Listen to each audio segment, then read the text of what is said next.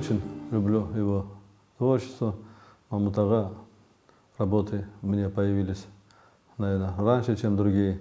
И вот однажды мне с Евпатории коллекционер Володя Казас, грек, Караим, вернее, он сейчас уже рахметли, звонит, говорит: ты любишь, говорит, примитив, авангард, говорит, у меня есть одна работа, вот приедь, посмотри, может, тебе заинтересует. И вот я к нему поехал, посмотрел, Мамут Ачурлыда я сразу узнаю, он не подписанный был, я его сразу узнал.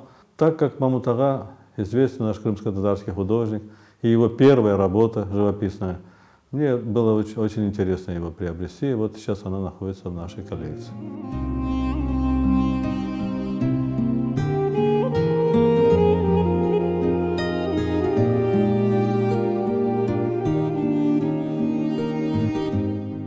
Ну, можно сказать, что это первая моя картина.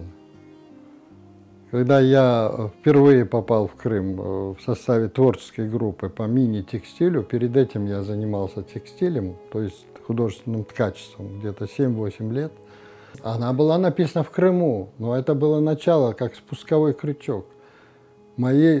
Начало живописи, потому что перед этим я занимался только как художественным текстилем. Я ткал гобелены, я делал текстильные композиции из разных видов материалов.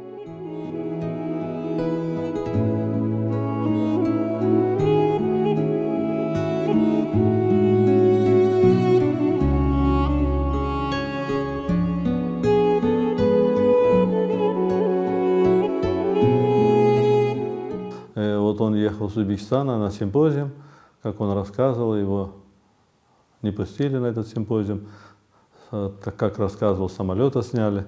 Ну, в общем, он добился каким-то этим, все равно приехал на этот симпозиум. И вот под этим впечатлением, вот там в этой работе видно облака такие серые, тревожный такой Гурзуф. Вот он немножко был злой на это, на все, что его не пустили на этот симпозиум. И вот он под этим впечатлением эту работу написал. Я пережил встречу с Родиной, которая связана была постоянной опекой со всех сторон всяких правоохранительных органов. Я увидел, как по-настоящему относятся к нашему народу, негативно. И вот это вот состояние, ощущение я уже начал передавать в своих картинах с тех пор до сегодняшнего дня практически.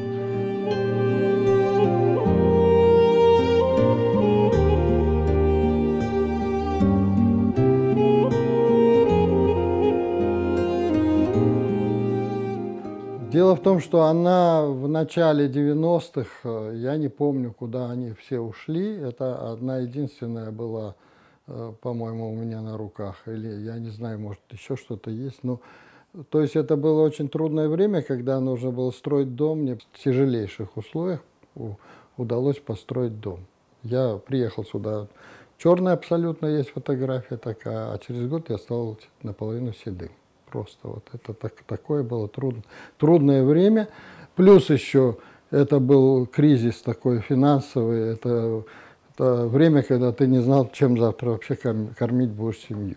И я не знаю, каким образом она вот здесь вынырнула, честно говоря.